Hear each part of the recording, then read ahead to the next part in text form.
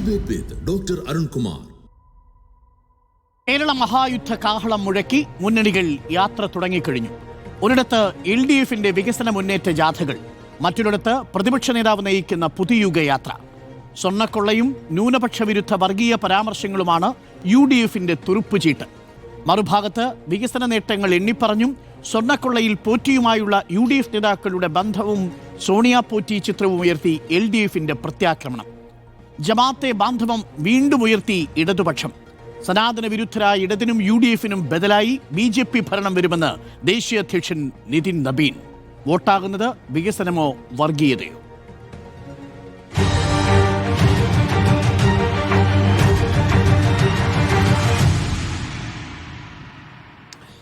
അതിഥികളായി നമുക്കൊപ്പം advocate K. Sarankumar, CPM പ്രതിനിധി, കോൺഗ്രസ് പ്രതിനിധി സന്ദീപ് വാര്യർ, AK അനുരാജ് വലത് നിരീക്ഷകൻ എന്നിവരാണ്. അത് ഞാൻ അഡ്വക്കേറ്റ് K. സരൺകുമാറിലേക്ക്. Advocate K. സരൺകുമാർ, പ്രതിപക്ഷ നേതാവ് യാത്രയിൽ പറഞ്ഞൊരു വാചകം ഇങ്ങനെയാണ്: യഥാർത്ഥ ഇടത് UDF ആണ്, LDF തീവ്ര വലതുപക്ഷ പാർട്ടിയാണ്. തീപ്പൊരി വീണാൽ ആളിക്കത്തിക്കാൻ ശ്രമിക്കുന്നവർക്ക് തീപ്പന്തമെറിഞ്ഞു കൊടുക്കുകയാണ് CPIM സംഘപരിവാറിൻ്റെ അതേ പാതയിലാണ്. UDF, ജമാഅത്തെ ഇസ്ലാമി, മുസ്ലിം ലീഗ് ഇതൊക്കെ ചൂണ്ടിക്കാട്ടി CPM വിമർശനം ഉന്നയിക്കുന്ന അതേ ഭാഷയിലാണ് ഇന്ന് നിതിൻ നബീനും UDFനെ ജമാഅത്തെ ഇസ്ലാമി, മുസ്ലിം ലീഗ് തുടങ്ങിയ വാക്കുകൾ ഉപയോഗിച്ചുകൊണ്ട് വിമർശിക്കാൻ ശ്രമിച്ചത്. പ്രതിപക്ഷം നേതാവ് പറയുന്നത് പോലെ തീവ്ര വലതുപക്ഷ പാർട്ടിയായി ഇടത് മാറിക്കഴിഞ്ഞോ? യഥാർത്ഥ ഇടത് UDF ആണോ? ഈ തിരഞ്ഞെടുപ്പിൽ അത് പ്രധാന ചർച്ചാ വിഷയമാണോ? ഇപ്പോൾ പ്രതിപക്ഷ നേതാവാണ് അത് പറഞ്ഞത് എന്നതുകൊണ്ട് തന്നെ അത് അദ്ദേഹം നാളെ മാറ്റി പറയും. അതുകൊണ്ട് നമ്മളിന്ന് ചർച്ച നടത്തിക്കൊണ്ട് വലിയ അർത്ഥമൊന്നുമില്ല.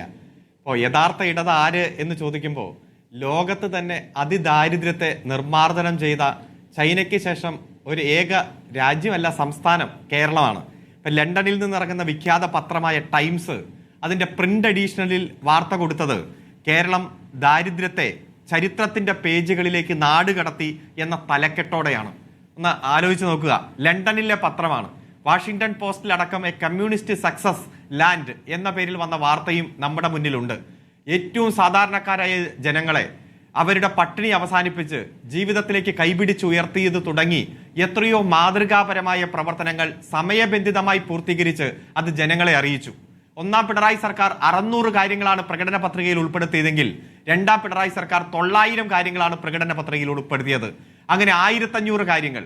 ആ ഒരു നവകേരള നിർമ്മിതിയിലേക്ക് ഒരു വിജ്ഞാന സമൂഹത്തെ വാർത്തെടുക്കാൻ 1500 കാര്യങ്ങളിൽ ഏകദേശം 1400ഓളം കാര്യങ്ങൾ നടത്തി പൂർത്തീകരിച്ചിരിക്കുന്നു. വികസിത രാജ്യങ്ങളെ വരെ നമ്മൾ പിന്നിലാക്കി. ശിശു മരണനിരക്കിൽ അമേരിക്കയെ വരെ പിന്നിലാക്കി നമ്മുടെ കുതിപ്പ് തുടരുകയാണ്. ലോകത്ത് കണ്ടിരിക്കേണ്ട ഏറ്റവും മനോഹരമായ പ്രദേശമായി ഈ കേരളം എല്ലാ രംഗത്തും കുതിച്ച് മുന്നേറുന്ന കാഴ്ച നാം കാണുന്നു. അങ്ങനെ കാണുമ്പോൾ ഈ 10 വർഷം ഈ ഗവൺമെന്റ് നടത്തിയ നേട്ടങ്ങൾ അത് പശ്ചാത്തല വികസന രംഗത്തും സാമൂഹ്യ സുരക്ഷാ രംഗത്തും വൻകിട വികസന പ്രവർത്തനങ്ങൾ സമയബന്ധിതമായി നടപ്പാക്കുന്ന കാര്യത്തിലും വാക്ക് കൃത്യമായി പാലിച്ച് ജനങ്ങൾക്ക് പ്രോഗ്രസ് റിപ്പോർട്ട് കൊടുക്കുന്നു. ഗവൺമെന്റിന്റെ പ്രോഗ്രസ് റിപ്പോർട്ട്. ആ പ്രോഗ്രസ് റിപ്പോർട്ട് തിരിച്ചു നോക്കുന്ന ജനങ്ങൾ, മറിച്ചും തിരിച്ചു നോക്കുന്ന ജനങ്ങൾ കൃത്യമായിട്ട് ബോധ്യപ്പെടുകയാണ് എന്തെല്ലാമാണ് ഈ നാട്ടിൽ വന്നിരിക്കുന്ന മാറ്റം. ആ മാറ്റം കൃത്യമായി ജനങ്ങൾ ഉൾക്കൊള്ളുകയാണ്. ഈ ഒരു സാഹചര്യത്തിൽ ഞങ്ങളാണ് യഥാർത്ഥ ഇടതുപക്ഷം വലതുപക്ഷമായി മാറിയിരിക്കുന്നു എന്നെല്ലാം പറഞ്ഞ് നുണ പ്രചരിപ്പിച്ചുകൊണ്ട് ജനങ്ങൾക്കിടയിലേക്ക് ഇറങ്ങിയാൽ ജനങ്ങൾ ഈ സാമൂഹ്യ യാഥാർത്ഥ്യങ്ങൾ കൃത്യമായി തന്നെ കണ്ടു മനസ്സിലാക്കും. ഒരു ദിവസം 133 പേർക്ക് അടച്ചുറപ്പുള്ള വീടിന്റെ താക്കോല് കൈമാറുകയാണ് ഈ ഗവൺമെന്റ്. ഒരു ദിവസം 120 പേർക്ക് പട്ടയം കൊടുക്കുകയാണ് ഈ ഗവൺമെന്റ്. ഒരു ദിവസം 87 ചെറുപ്പക്കാരികൾക്ക് സർക്കാർ നിയമനം കൊടുക്കുകയാണ് ഈ ഗവൺമെന്റ്. ഒരു വർഷം 10,000 കോടി രൂപയുടെ അടിസ്ഥാന വികസന പ്രവർത്തനങ്ങൾ കിഫ്ബിയുടെ നേതൃത്വത്തിൽ നടപ്പാക്കുകയാണ് ഈ ഗവൺമെന്റ്. 10 വർഷം കൊണ്ട് അത് കൃത്യമായി 93,500 കോടി കഴിഞ്ഞ് 1,00,000 കോടിയിലേക്ക് എത്തുകയാണ്. അതുപോലെ തന്നെ BMBC നിലവാരമുള്ള റോഡ് 18,000 കിലോമീറ്റർ. ഈ കേരളത്തിലുള്ള ആകെ PWD റോഡിന്റെ 62% BMBC നിലവാരത്തിലേക്ക് ഉയർത്തിയിരിക്കുന്നു. ഒരു ദിവസം 322 പുതിയ സംരംഭങ്ങൾ ആരംഭിച്ച നാടായി നമ്മുടെ നാട് മാറിയിരിക്കുകയാണ്. ഈ ഗവൺമെന്റ് വരുമ്പോൾ സ്റ്റാർട്ടപ്പുകളുടെ എണ്ണം 300 ആയിരുന്നു. അത് ഇപ്പോൾ 7,400 ആയിട്ട് മാറിയിരിക്കുന്നു. ഈ ഗവൺമെന്റ് 10 കൊല്ലം കൊണ്ട് തരിശു ഭൂമി കൃഷി ചെയ്തത് 24,990 ഹെക്ടർ സ്ഥലമാണ് തരിശു ഭൂമി കൃഷി ചെയ്തത്. ആഗോള ടൂറിസത്തിന്റെ ഭാഗമായി ഈ കേരളം ഇടം പിടിച്ചിരിക്കുന്നു. 6 മാസം കൊണ്ട് 1,23,72,000 പേരാണ് ഈ കേരളം സന്ദർശിച്ചത്. വൈദ്യുതി രംഗത്ത് 88 മെഗാവാട്ട് UDFന്റെ 5 വർഷക്കാലത്തെ വികസനമായിരുന്നെങ്കിൽ അത് 1440 മെഗാവാട്ടായിട്ട് ഉയർത്തപ്പെട്ടിരിക്കുന്നു. KSRTC അടക്കം ലാഭത്തിലേക്ക് കുതിച്ചു മുന്നേറുന്നു. ഇതെല്ലാം കണ്ടു മനസ്സിലാക്കി അതിന്റെ ഗുണഫലങ്ങൾ അനുഭവിക്കുന്ന ജനങ്ങളെ നോക്കി ആ കഴിഞ്ഞ 10 വർഷം ഒന്ന് എടുത്ത് പരിശോധിച്ച്, കഴിഞ്ഞ UDFന്റെ 5 കൊല്ലം എന്ന് എടുത്ത് പരിശോധിക്കുകയും ഈ 10 വർഷവും താരതമ്യപ്പെടുത്തി നോക്കിയാൽ ജനങ്ങൾക്ക് കൃത്യമായി ബോധ്യമുണ്ട്. അതുകൊണ്ട് നുണ പ്രചരിപ്പിക്കുന്നവർ നുണ പ്രചരിപ്പിച്ചോട്ടെ, വ്യാജ പ്രചരണം നടത്തുന്നവർ പ്രചരിപ്പിച്ചോട്ടെ, അത് അദ്ദേഹം തന്നെ പിറ്റേ ദിവസം തിരുത്തി പറയേണ്ട സാഹചര്യം വരും. അതുകൊണ്ട് ഞങ്ങൾ കൃത്യമായി വികസനത്തിന്റെ രാഷ്ട്രീയം തന്നെയാണ് ജനങ്ങൾക്ക് മുന്നിൽ അവതരിപ്പിക്കുന്നത്. അത് തന്നെയാണ് ജനങ്ങൾ, 10,000-കണക്കിന് ജനങ്ങൾ ഞങ്ങളുടെ സ്വീകരണ കേന്ദ്രങ്ങളിലേക്ക് എത്തിച്ചേർന്നുകൊണ്ടിരിക്കുന്നത് 3 മേഖലാ ജാഥകളിലും. പക്ഷേ പിന്നീട് എന്തിനാണ് നിങ്ങൾ ജമാഅത്തെ ഇസ്ലാമിയുടെ പേരിൽ UDFനെ അധിക്ഷേപിക്കുന്നത്? ജമാഅത്തെ ഇസ്ലാമി എന്ന് നാഴികയ്ക്ക് 40 വട്ടം പറയുന്നത്, ഈ പറഞ്ഞ എല്ലാ നേട്ടങ്ങളും ജനങ്ങളോട് പറഞ്ഞ് നേരിട്ട് തെരഞ്ഞെടുപ്പിനെ നേരിടുന്നതിന് പകരം വെള്ളാപ്പള്ളി നടേശന് ഷാൾ അണിയിച്ചു കൊടുക്കുകയും വെള്ളാപ്പള്ളി നടേശൻ ന്യൂനപക്ഷ വിരുദ്ധ പ്രസ്താവനകൾ നടത്തുമ്പോൾ മലപ്പുറത്തിന് ശ്വാസം മുട്ടുന്നു എന്ന പ്രസ്താവന നടത്തുമ്പോൾ തിരുത്താതിരിക്കുകയും ചെയ്യുമ്പോഴാണ് പ്രതിപക്ഷ നേതാവ് ചോദിച്ച വർഗീയ സ്വഭാവം, ഇടതിൻ്റെ വലതു സ്വഭാവത്തെക്കുറിച്ചുള്ള സംശയങ്ങൾ ഉണ്ടാവുന്നത്. ഈ നേട്ടങ്ങൾ എണ്ണിപ്പറയുന്നതിനു പകരം ഒരു ഭാഗത്ത് നിങ്ങൾ അപകടകരമായൊരു വർഗീയ ലൈൻ സ്വീകരിക്കുന്നുണ്ടെന്നുള്ളതാണ് ഇന്നിപ്പോൾ പ്രതിപക്ഷ നേതാവ് പറഞ്ഞു വെച്ചത് KS അരുൺകുമാർ. പ്രതിപക്ഷ നേതാവ് കുറച്ച് നാളായിട്ട് അത് ആവർത്തിച്ചു കൊണ്ടിരിക്കുമ്പോൾ ജമാഅത്തെ ഇസ്ലാമിയുടെ അമീർ തന്നെ പറഞ്ഞല്ലോ, ഞങ്ങൾ മതരാഷ്ട്ര നിർമ്മിതിയിൽ നിന്ന് പുറകോട്ട് പോയിട്ടില്ല, ഞങ്ങളുടെ പ്രഖ്യാപിതമായിട്ടുള്ള ലക്ഷ്യം പൊളിറ്റിക്കൽ ഇസ്ലാം തന്നെയാണ്. അല്ലല്ല, അത് പറഞ്ഞത് അമീറല്ല. അമീർ പറഞ്ഞത് ജമാഅത്തെ ഇസ്ലാമിക്ക് മതരാഷ്ട്രവാദമില്ലെന്നുള്ളതാണ്. ഷൂറ അംഗമാണ്, ഷെയ്ഖ് കാരക്കുന്നാണ് അങ്ങ് സൂചിപ്പിച്ച മതരാഷ്ട്രവാദത്തിൽ നിന്ന് പിന്നോട്ട് പോയിട്ടില്ല എന്ന ആശയം പറഞ്ഞത്. പക്ഷെ അമീർ പറഞ്ഞു കഴിഞ്ഞു. അമീർ പറഞ്ഞാൽ പിന്നെ എന്താണ്? അതെ, ഷെയ്ഖ് കാരക്കുന്ന് ഇല്ല, കാരക്കുന്ന് ആവർത്തിച്ചു പറയുന്നു. ജമാഅത്ത് ഇസ്ലാമിയുടെ മറ്റു നേതാക്കന്മാരും ആവർത്തിച്ചു പറയുന്നു ഞങ്ങളുടെ ലക്ഷ്യം ഇന്നതാണെന്ന്. എങ്ങനെയാ ജമാഅത്തെ ഇസ്ലാമിയുടെ ലക്ഷ്യം KPCCയുടെ പ്രസിഡന്റോ അല്ലെങ്കിൽ പ്രതിപക്ഷ നേതാവോ പറയാൻ കഴിയുക? എന്താണ് ഇവർ തമ്മിലുള്ള ബന്ധം? മതരാഷ്ട്ര നിർമ്മിതി എന്ന് പറഞ്ഞാൽ നമുക്കറിയാലോ, എല്ലാ ജനാധിപത്യ 10-15 വർഷക്കാലം ഇടതുപക്ഷവുമായി ജമാഅത്തെ ഇസ്ലാമിയുടെ ബന്ധം അതേ ബന്ധമേ UDFന് ജമാഅത്തെ ഇസ്ലാമിയുമായുള്ളൂ. ഇല്ല, അതൊക്കെ ഇദ്ദേഹത്തിന് ഏത് ആരോപണം ഉന്നയിക്കാം. ഇവിടെ കൃത്യമായി ഞങ്ങളുടെ നിലപാട് വ്യക്തമാക്കിയിട്ടുണ്ട്. ഞങ്ങൾക്ക് ഭൂരിപക്ഷ വർഗീയതയുടെയും വോട്ട് വേണ്ട, ന്യൂനപക്ഷ വർഗീയതയുടെയും വോട്ട് വേണ്ട, ജനാധിപത്യവാദികളുടെ മതി. ഇപ്പോഴത്തെ ഈ ഘട്ടത്തിൽ ഒരു തെരഞ്ഞെടുപ്പ് വിജയിക്കണമെങ്കിൽ, എങ്ങനെയെങ്കിലും ഭരണത്തിലേക്ക് തിരിച്ചു വരണമെങ്കിൽ UDFന് ഈ മതരാഷ്ട്രവാദികളുടെ വോട്ട് കിട്ടിയേ തീരൂ. അതുകൊണ്ട് ഏത് തരത്തിലും അവരെ തദ്ദേശ തെരഞ്ഞെടുപ്പിൽ മതരാഷ്ട്രവാദികളുടെ വോട്ട് കൊണ്ട് മാത്രമല്ലല്ലോ UDF ജയിച്ചത്. അഡ്വക്കേറ്റ് KS അരുൺകുമാർ, 7 ജില്ലാ പഞ്ചായത്ത് അങ്ങ് പോയില്ലേ? ഗ്രാമപഞ്ചായത്തുകളിൽ വലിയൊരു ഭൂരിപക്ഷം ഗ്രാമപഞ്ചായത്ത് UDFനോടൊപ്പമല്ലേ? ബ്ലോക്ക് പഞ്ചായത്ത് പോയില്ലേ? മുനിസിപ്പാലിറ്റി പോയില്ലേ? ഇതെല്ലാം ഈ ചിലയിടങ്ങളിൽ മാത്രം പഞ്ചായത്തിൽ സ്വാധീനശേഷിയുള്ള വെൽഫെയർ പാർട്ടിക്കും SDP-ക്കും ഒക്കെ സാധിക്കുന്നതാണോ? ഇതൊരു വലിയ തരംഗമായിരുന്നില്ലേ? അത് കണ്ടില്ലെന്ന് എങ്ങനെയാണ് നടിക്കുക അഡ്വക്കേറ്റ് KS അരുൺകുമാർ? ഞാൻ അങ്ങയിലേക്ക് മടങ്ങി വരാം. രണ്ടാമത്തെ ഘട്ടത്തിൽ ഞാൻ 1.5 വർഷം ഒറ്റ മിനിറ്റ് മതി 110 സീറ്റിൽ 1.5 വർഷം മുമ്പ് നിയമസഭാ അടിസ്ഥാനത്തിൽ ലീഡ് ചെയ്ത കോൺഗ്രസ് അത് 81ലേക്ക് വരികയും 19 സീറ്റുകളിൽ മാത്രം ലീഡ് ചെയ്ത ഞങ്ങൾ 57ലേക്ക് വരികയും 11 സീറ്റിൽ മാത്രം ലീഡ് ചെയ്ത BJP 2 സീറ്റിലേക്ക് ചുരുങ്ങുകയും ചെയ്യുമ്പോൾ ഞങ്ങളും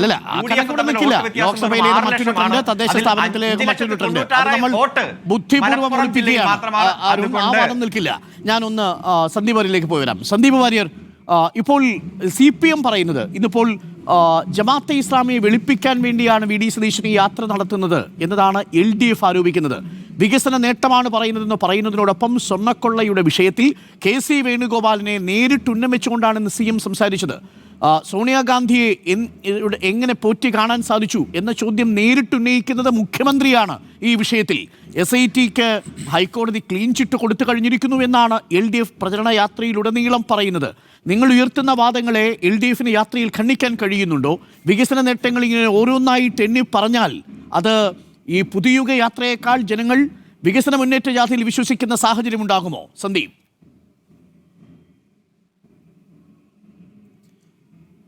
അരുൺ, LDFന് CPMന് അവരുടെ രാഷ്ട്രീയം പറയാനുള്ള എല്ലാ ജനാധിപത്യപരമായിട്ടുള്ള അവകാശമുണ്ട്. അവരുടെ അവകാശവാദങ്ങൾ ജനങ്ങൾക്ക് മുന്നിൽ വയ്ക്കാം. അവരുടെ കള്ളക്കണക്കുകൾ പെരുപ്പിച്ച് കാണിച്ച കള്ളക്കണക്കുകൾ ജനങ്ങളുടെ മുന്നിലേക്ക് വയ്ക്കാം. പക്ഷേ ഈ കാലത്ത്, ഈ ആധുനിക കാലത്ത് ഇത്തരം കള്ളക്കണക്കുകൾ കൊണ്ടൊന്നും ജനങ്ങളെ തെറ്റിദ്ധരിപ്പിക്കാനോ അവരെ ഒരു പുതിയ അല്ലെങ്കിൽ സ്വപ്ന ലോകത്തേക്ക് കൊണ്ടുപോകാനോ സാധിക്കുകയില്ല എന്നുള്ളത് ഈ തെരഞ്ഞെടുപ്പ് കഴിയുമ്പോൾ അവർക്ക് ബോധ്യപ്പെടും. ഇതേ കള്ളക്കണക്കുകളൊക്കെ അവർ തദ്ദേശ സ്വയംഭരണ തെരഞ്ഞെടുപ്പിൻ്റെ സമയത്തും അവതരിപ്പിച്ചിരുന്നു. ഇപ്പോൾ ഈ അരുൺകുമാർ പറഞ്ഞതിൽ ഞാൻ ഏറ്റവും ഒരു കണക്ക് മാത്രം, അദ്ദേഹം പറയുന്ന കാര്യങ്ങളുടെ പൊള്ളത്തരത്തിൻ്റെ ഒരു കാര്യം മാത്രം പറയാം. അദ്ദേഹം ഈ പവർ ജനറേഷനെ കുറിച്ച് പറഞ്ഞു. കഴിഞ്ഞ 10 വർഷക്കാലത്തിനുള്ളിൽ ഞാൻ മനസ്സിലാക്കിയെടുത്തോളം കേരളത്തിൽ പുതുതായി ആഡ് ചെയ്യപ്പെട്ട ഉപഭോക്താക്കൾ ഉപയോഗിക്കുന്ന വൈദ്യുതിയുടെ അളവ്, അതായത് 4400 മെഗാവാട്ട് വൈദ്യുതിയായിരുന്നു പിണറായി വിജയൻ സർക്കാർ ആദ്യം അധികാരത്തിൽ വരുമ്പോൾ കേരളത്തിന് ഒരു മാസം ആവശ്യമുണ്ടായിരുന്നെങ്കിൽ ഒരു ദിവസം ആവശ്യമുണ്ടായിരുന്നു. ഇന്ന് അത് 5500 മെഗാവാട്ടാണ്. ഏകദേശം 1100 മെഗാവാട്ടിൻ്റെ വർധനവ് ഉപഭോഗത്തിലുണ്ടായിട്ടുണ്ട്. പക്ഷേ കേരളം ആഡ് ചെയ്ത് എത്രയാണ് 10 വർഷത്തിനുള്ളിൽ? കേവലം 150 മെഗാവാട്ടാണ്. അതായത് വാസ്തവത്തിൽ നാഷണൽ ഗ്രിഡ് ഉണ്ടായിരുന്നില്ലെങ്കിൽ, ഉദാഹരണത്തിന് ഈ CPM എല്ലാ കാലത്തും എതിർത്ത കൂടംകുളം പോലെയുള്ള ന്യൂക്ലിയർ പ്രൊജക്റ്റുകൾ അന്ന് UPA സർക്കാർ കൊണ്ടുവരുമ്പോൾ, സിവിൽ ന്യൂക്ലിയർ ഡീൽ ഉണ്ടാകുമ്പോൾ അതിനെ തകർക്കാൻ വേണ്ടി UPA സർക്കാരിനുള്ള പിന്തുണ പിൻവലിച്ച പാർട്ടിയാണെന്ന് ആലോചിക്കണം. ആ സിവിൽ ന്യൂക്ലിയർ ഡീലിൻ്റെ ഭാഗമായിട്ട് നമ്മുടെ നാട്ടിൽ ഈ ന്യൂക്ലിയർ റിയാക്ടറുകൾ വരികയും അതുപോലെ തന്നെ കൂടംകുളം ഉൾപ്പെടെയുള്ള നമ്മുടെ പവർ പ്രോജക്റ്റുകൾ അവിടുന്ന് പവർ ജനറേഷൻ തുടങ്ങുകയും അതിൻ്റെ അടിസ്ഥാനത്തിൽ നാഷണൽ ഗ്രിഡിൽ വൈദ്യുതി എക്സസീവായിട്ടുള്ള വൈദ്യുതി ഉണ്ടാവുകയും ചെയ്ത് സംസ്ഥാനങ്ങൾക്കൊക്കെ വൈദ്യുതി കിട്ടി തുടങ്ങി. അങ്ങനെയാണ് കേരളത്തിലും ഈ പറയുന്നത് പോലെ നമുക്ക് വൈദ്യുതി ഒരുപക്ഷെ കുറച്ചുകൂടി കൺസിസ്റ്റൻ്റ് ആയിട്ട് വൈദ്യുതി കൊടുക്കാൻ സാധിച്ചില്ല. ഇപ്പോൾ പവർ കട്ടെന്ന് വിളിക്കുന്നില്ല എന്നേ ഉള്ളൂ. അല്ലാത്ത സമയത്തൊക്കെ മറ്റ് പല ഓമനപ്പേരുകളിലും വൈദ്യുതി നിയന്ത്രണം ഇവിടെ നടക്കുന്നുണ്ട്. അതൊന്നാമത്തെ കാര്യം. രണ്ടാമത്തെ കാര്യം, ഇനി നമ്മുടെ അയൽ സംസ്ഥാനങ്ങളിലേക്ക് നോക്കിക്കഴിഞ്ഞാൽ തമിഴ്നാട്ടിലെ പവർ ജനറേഷൻ എടുത്ത് പരിശോധിച്ചാൽ ഒരു 10 വർഷം മുമ്പ് അവിടെ 8 മണിക്കൂറും 10 മണിക്കൂറും പവർ കട്ട് ഉണ്ടായിരുന്ന സ്ഥലത്ത് അവരും സമാനമായിട്ടുള്ള സാഹചര്യത്തിലേക്ക് വന്നത് എങ്ങനെയാണ്? അപ്പോൾ രാജ്യത്തൊട്ടാകെ നടന്നിട്ടുള്ള ഈ സിവിൽ ന്യൂക്ലിയർ ഡീലിൻ്റെ ശേഷം, UPA സർക്കാർ കൊണ്ടുവന്ന സിവിൽ ന്യൂക്ലിയർ ഡീലിന് ശേഷം നമ്മുടെ രാജ്യത്ത് പവർ ജനറേഷൻ്റെ കാര്യത്തിൽ സംഭവിച്ചിട്ടുള്ള വലിയ കുതിപ്പ് എല്ലാ മേഖലകളിലും, കാരണം പുതിയ ടെക്നോളജികൾ വന്നു. അതിൻ്റെ അടിസ്ഥാനത്തിൽ നമ്മുടെ വൈദ്യുതി ഉൽപ്പാദനം വർദ്ധിച്ചിട്ടുണ്ട്, നമ്മുടെ ഗ്രിഡുകളുടെ ക്വാളിറ്റി വർദ്ധിച്ചിട്ടുണ്ട്. അതൊക്കെ കാലാന്തരത്തിൽ സംഭവിച്ചിട്ടുള്ള ടെക്നോളജിയുടെ ഡെവലപ്മെൻ്റ് ആണ്. ആ ടെക്നോളജി ഡെവലപ്മെൻറ്റിൻ്റെ ഭാഗമായി രാജ്യത്തുടനീളം ഇതെല്ലാം സംഭവിച്ചപ്പോൾ അതിൻ്റെ ആനുപാതികമായിട്ട് കേരളത്തിൽ സംഭവിച്ചിട്ടുണ്ടെന്ന് മാത്രമേ ഉള്ളൂ. അതൊക്കെ ഞങ്ങൾ കാരണം. അങ്ങനെയാണെങ്കിൽ പിണറായി വിജയൻ സർക്കാർ പറഞ്ഞ 10 വർഷത്തിനുള്ളിൽ എത്ര വൈദ്യുതി, 150 മെഗാവാട്ട് കേവലം വർദ്ധിപ്പിച്ചത്. പക്ഷേ ഇവിടെ ഉപഭോഗം വർദ്ധിച്ചത് 1200 മെഗാവാട്ടാണ്. ഇനി അതുകൂടി പറയുമ്പോഴാണ് അതിൻ്റെ മറ്റൊരു രസം മനസ്സിലാവുന്നത്. ഈ 1200 മെഗാവാട്ട് വർദ്ധിച്ചാൽ പോരാ. കാരണം CPM അവകാശപ്പെടുന്നത്, വ്യവസായ വകുപ്പ് അവകാശപ്പെടുന്നത് ഇവിടെ 3000 പുതിയ സ്റ്റാർട്ടപ്പുകൾ തുടങ്ങി വ്യവസായ സംരംഭങ്ങൾ തുടങ്ങിയാണ്. 3000 പുതിയ സ്റ്റാർട്ടപ്പുകൾ തുടങ്ങിയിട്ടുണ്ടെങ്കിൽ, അതല്ലെങ്കിൽ ഈ വ്യാവസായിക രംഗത്ത് വലിയ കുതിച്ചുചാട്ടം ഉണ്ടായിട്ടുണ്ടെങ്കിൽ ഇത്രയും വൈദ്യുതി ഉപയോഗം കൂടിയാൽ പോരാ, ഇതിനേക്കാൾ ഒട്ടേറെ വൈദ്യുതി ഉപയോഗം കൂടണം. അപ്പോൾ അത് മനസ്സിലാക്കുന്നത് എന്താ? ഇവിടെ ഒന്ന് വ്യവസായ രംഗത്ത് തളർച്ച ഉണ്ടായിട്ടുണ്ട്. വ്യാവസായിക രംഗത്ത് ഈ CPM അവകാശപ്പെടുന്നത് പോലെയുള്ള അല്ലെങ്കിൽ ഇൻഡസ്ട്രിയൽ കണക്ഷൻ, വൈദ്യുതി കണക്ഷൻ കൊടുക്കുന്നത് വളരെ കുറവാണ്. ഇവിടെ ഇപ്പോഴും ഗാർഹിക വൈദ്യുതി കണക്ഷനാണ് കൂടുതൽ കൊടുക്കുന്നത്. ഇവിടെ വ്യാവസായിക അടിസ്ഥാനത്തിൽ വൈദ്യുതി കൊടുക്കുന്നത് ഇവർ അവകാശപ്പെടുന്ന പോലെ ഒരു വളർച്ച ഉണ്ടായിട്ടില്ല.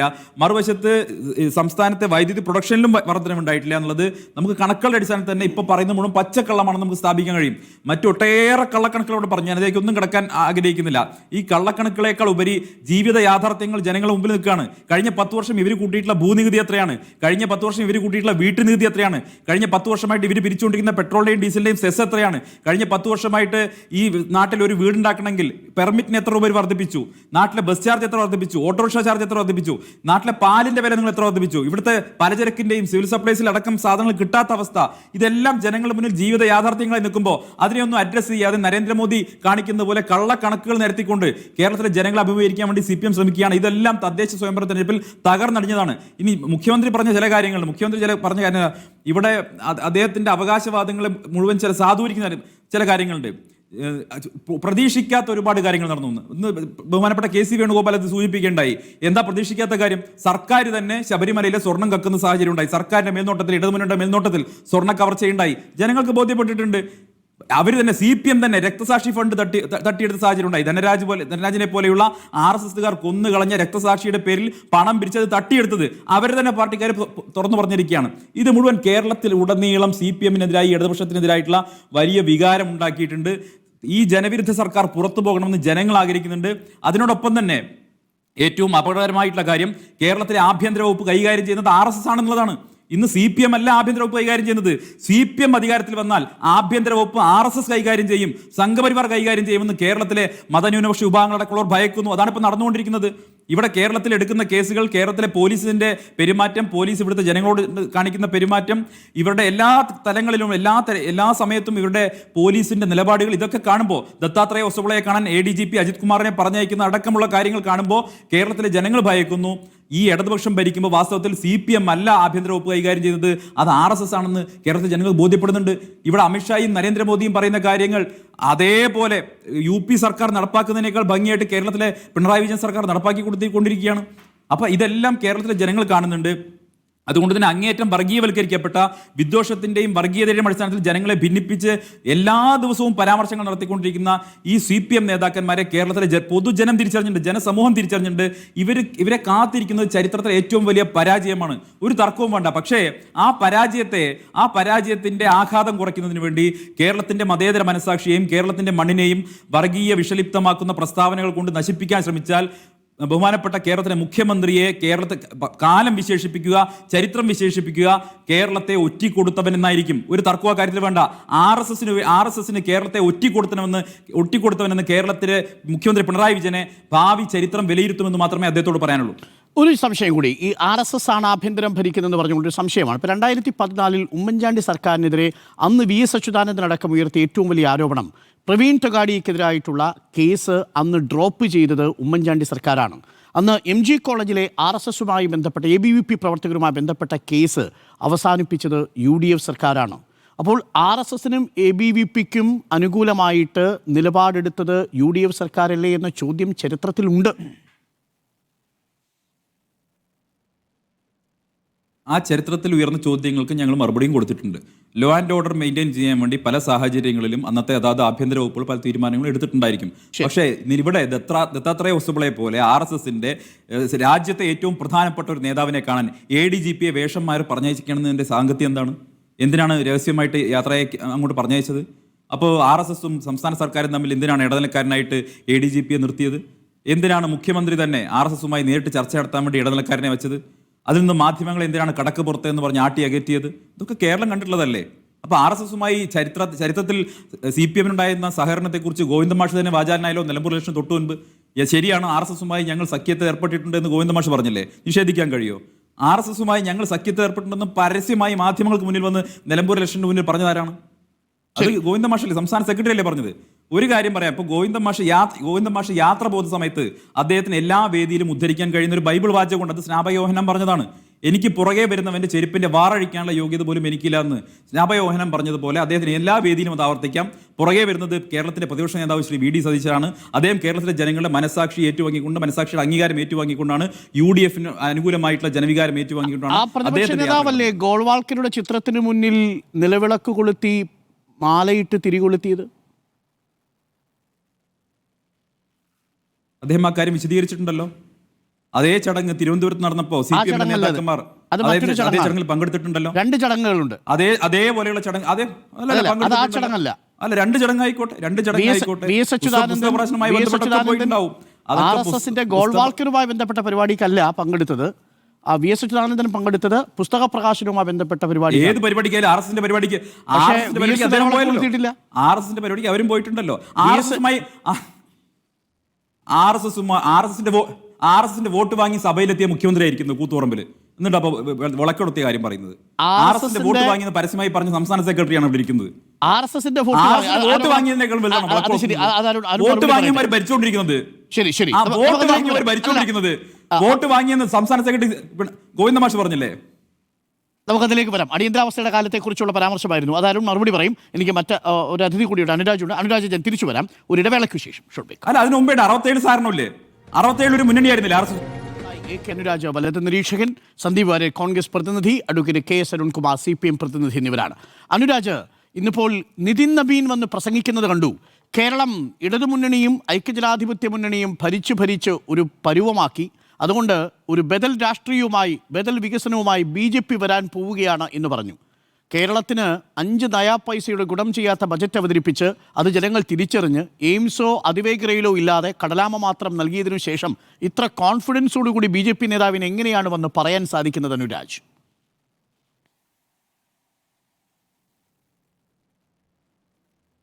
അല്ല, അതിൽ ഒന്നാമത്തെ കാര്യം ഡോക്ടർ അരുൺ പറഞ്ഞ ആ പ്രസ്താവനയോട് എനിക്ക് യോജിക്കാൻ കഴിയില്ല. കേരളത്തിനൊന്നുമില്ലാത്ത ബജറ്റ് എന്നുള്ള വ്യാഖ്യാനത്തോടെ എനിക്ക് യോജിപ്പില്ല. ഉദാഹരണം പറഞ്ഞാൽ ബജറ്റിന് ശേഷം റെയിൽവേ മന്ത്രി പറഞ്ഞു 3795 കോടി രൂപയാണ് കേരളത്തിന് തന്നതെന്ന് പറഞ്ഞു. ഇത് കോൺഗ്രസ് ഭരണകാലത്ത് തന്നതിനേക്കാളും അതിന്റെ 10 ഇരട്ടിയോ മറ്റോ ഉണ്ടെന്നും അദ്ദേഹം പറഞ്ഞു. ഇനി അതുപോലെ തന്നെ റെയിൽ വികസനം എന്തുകൊണ്ട് സംഭവിക്കുന്നില്ല എന്നുള്ളതിന് വിശദീകരണം പറഞ്ഞു. ഇപ്പോ നമ്മുടെ എയിംസിന്റെ സ്ഥലം നൽകുന്നത് സംബന്ധിച്ചുള്ള വിവാദം നിൽക്കുന്നു. ഇപ്പോ ESIയുടെ മെഡിക്കൽ കോളേജ് അപ്പോ മാത്രമല്ല മറ്റ് സംസ്ഥാനങ്ങളിൽ പ്രതിപക്ഷ കോടതി പറഞ്ഞത് എന്താ? സംസ്ഥാനം കാട്ടിക്കൊടുത്ത സ്ഥലത്ത് സാധ്യതാ പഠനം നടത്തുമെന്നാണ് കേന്ദ്രത്തോട് പറഞ്ഞത്. എന്ന് പറഞ്ഞാൽ സംസ്ഥാനം സ്ഥലം കാട്ടിക്കൊടുത്തു.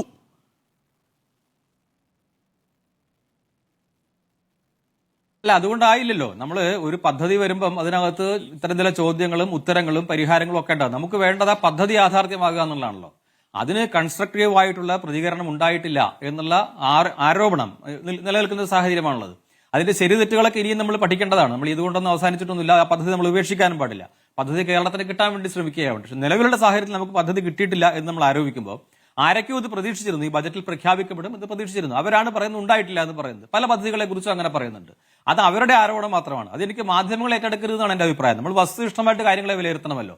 വസ്തുനിഷ്ഠമായിട്ട് കാര്യങ്ങളെ വിലയിരുത്തുമ്പോൾ ഞാൻ ഈ പറഞ്ഞതുപോലെയാണ്. അതായത് ഇപ്പം റെയിൽ വികസനത്തിന്റെ പുതിയ പദ്ധതി നമ്മളിപ്പോൾ പറയുന്നു. അപ്പോൾ അതോടെ തന്നെ മെട്രോമാൻ ഡോക്ടർ ശ്രീധരനെ പരിഹസിക്കുന്ന നിലപാടാണ് മുഖ്യമന്ത്രി കൈക്കൊണ്ടത്. അത് ഒരു സൃഷ്ടിപരമായ നിലപാടാണോ?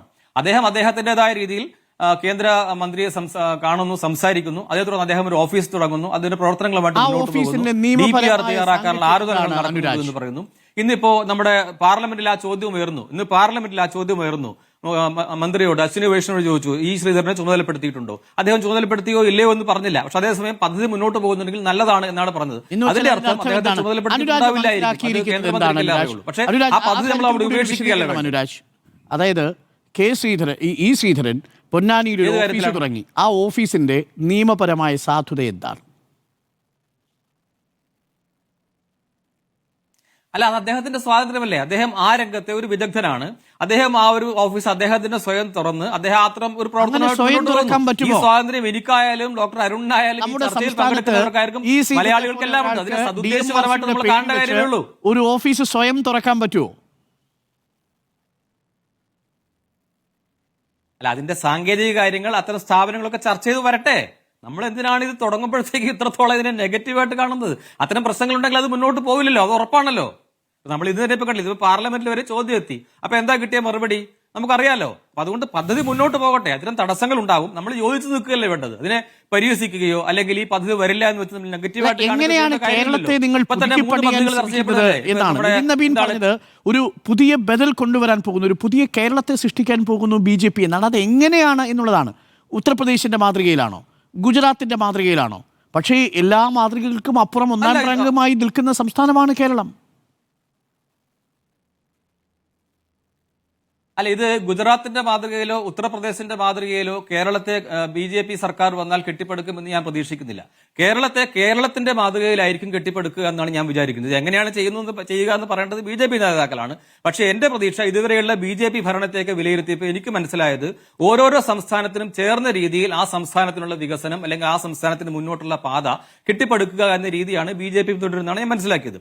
അതുകൊണ്ട് തന്നെ കേരളത്തിലും ആ രീതിയിലുള്ള ഒരു സമീപനം കൈക്കൊള്ളും. അതുകൊണ്ട് തന്നെ കേരളത്തെ പുതിയ രീതിയിൽ അല്ലെങ്കിൽ കേരളത്തിന് എന്താണോ വേണ്ടത് ആ രീതിയിൽ കെട്ടിപ്പടുക്കാനുള്ള സാധ്യത ഇപ്പോൾ ഉള്ളത് BJPയുടെ കയ്യിലാണ്. കാരണം ഇതിൽ പരാജയപ്പെട്ട രണ്ട് മുന്നണികളാണ് ഇവിടെ ഉള്ളത്. ഈ യാഥാർത്ഥ്യം അംഗീകരിക്കാൻ നമുക്കൊരു ബുദ്ധിമുട്ടുമില്ലല്ലോ.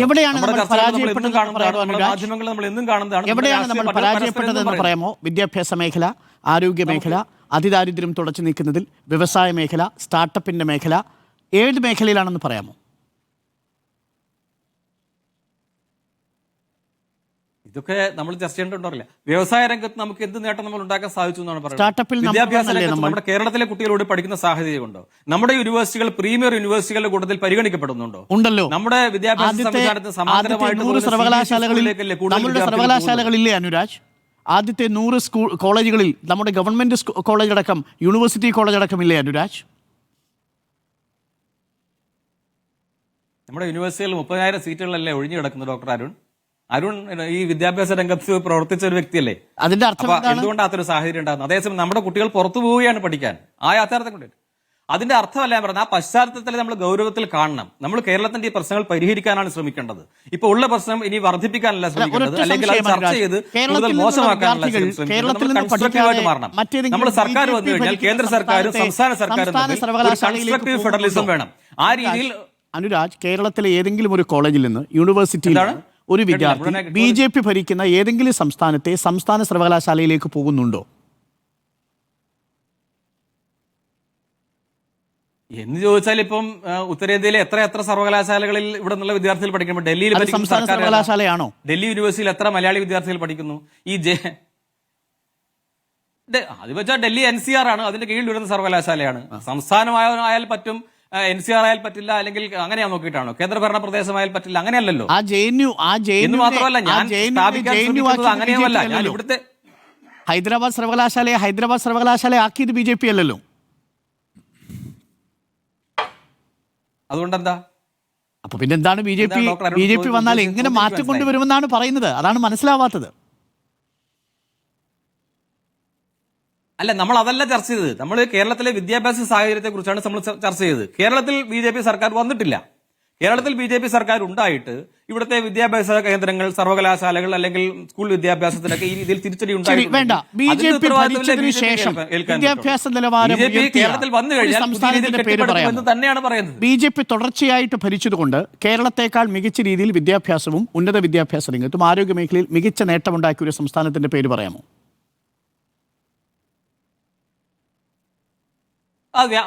നിലവിലുള്ള സാഹചര്യത്തിൽ നിന്ന് ഗുജറാത്തൊക്കെ എത്രത്തോളം മുന്നോട്ട് പോയി? ഉത്തർപ്രദേശ് എത്രത്തോളം മുന്നോട്ട് പോയി? ഏത് ഇൻഡെക്സിലാണ് ഗുജറാത്ത് മുന്നിൽ? ബാക്കിയെല്ലാം വിടുക. ടൂറിസം രംഗത്ത് എത്ര വലിയ സാധ്യത ഉത്തർപ്രദേശിലുണ്ടായി? ടൂറിസം മാത്രം എടുക്കുക. രാമക്ഷേത്രം നിർമ്മിച്ചതോടുകൂടെ ടൂറിസം എന്ന പോയിന്റ് ഓഫ് വ്യൂവിൽ മാത്രം എത്രത്തോളം വ്യത്യാസം ഉണ്ടായി? അടിസ്ഥാന സൗകര്യ മേഖലയിൽ വിമാനത്താവളം ഉണ്ടായി, 3-4 റെയിൽവേ സ്റ്റേഷനുകൾ ഉണ്ടായി, ഗതാഗത സംവിധാനം മെച്ചപ്പെട്ടു. അവിടെയൊക്കെ ടൂറിസം സാധ്യതകൾ എത്രയോ നമ്മുടെ ടൂറിസ്റ്റ് ഹോമുകൾ വന്നു. ആ രീതിയിൽ എത്രത്തോളം വികസനം ഉണ്ടായി?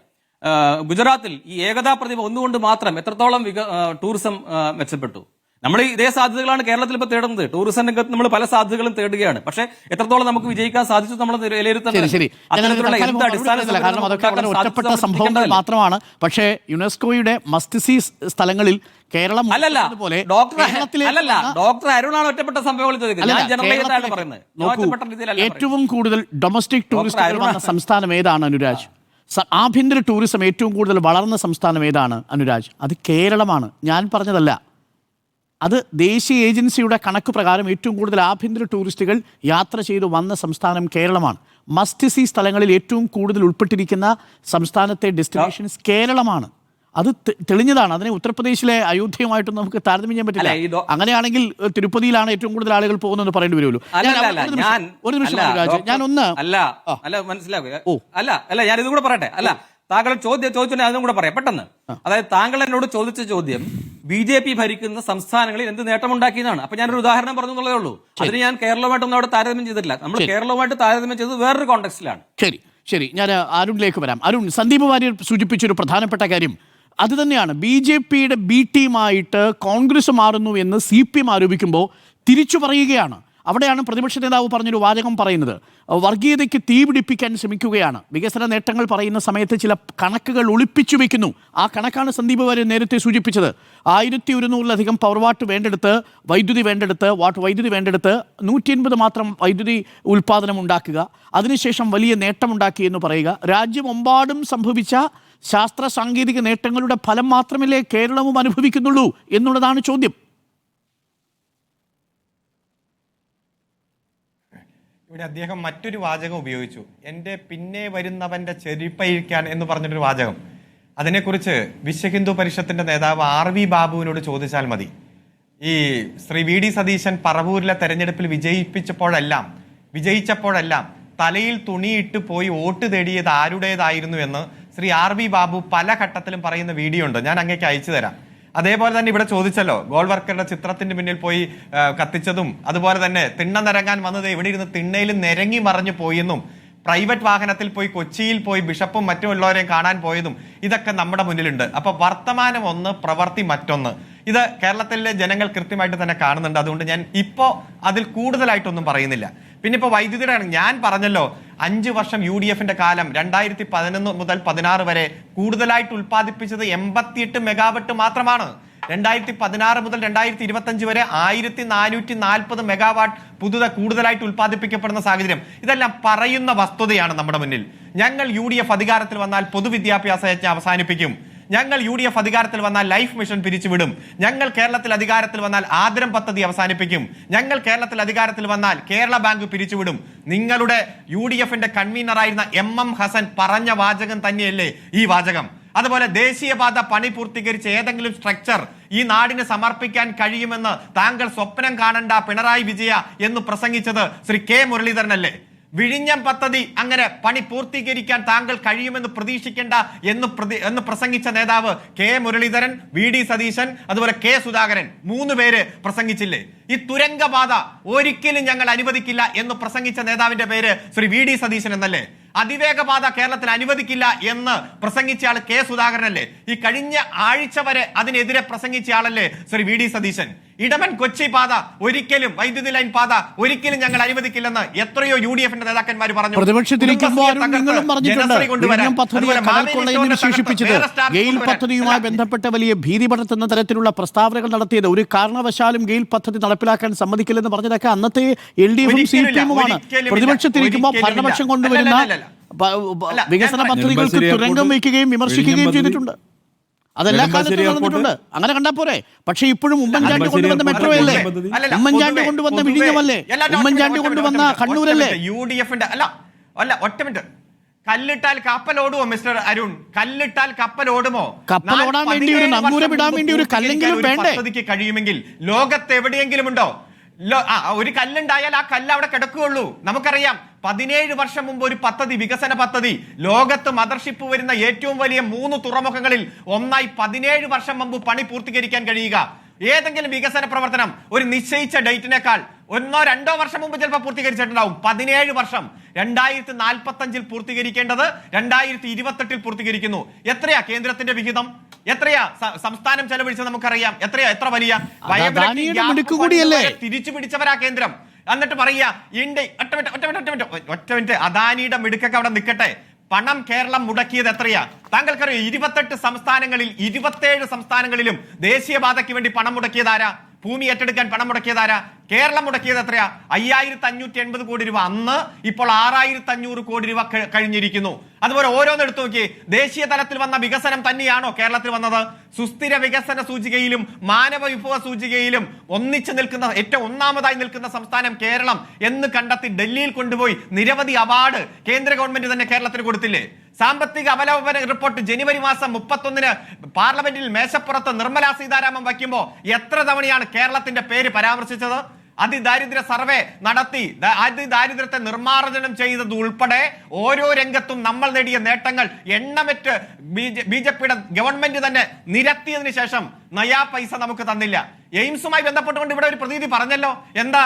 2023 ജൂൺ മാസത്തിൽ തന്നെ ഇവിടെ കോഴിക്കോട് ജില്ലയിൽ 208 ഏക്കർ ഏറ്റെടുത്തങ്ങ് കൈമാറി. അതിനുശേഷം ഇൻ പ്രിൻസിപ്പിൾ അപ്രൂവൽ തന്നെ തന്നു കേന്ദ്ര ആരോഗ്യമന്ത്രി.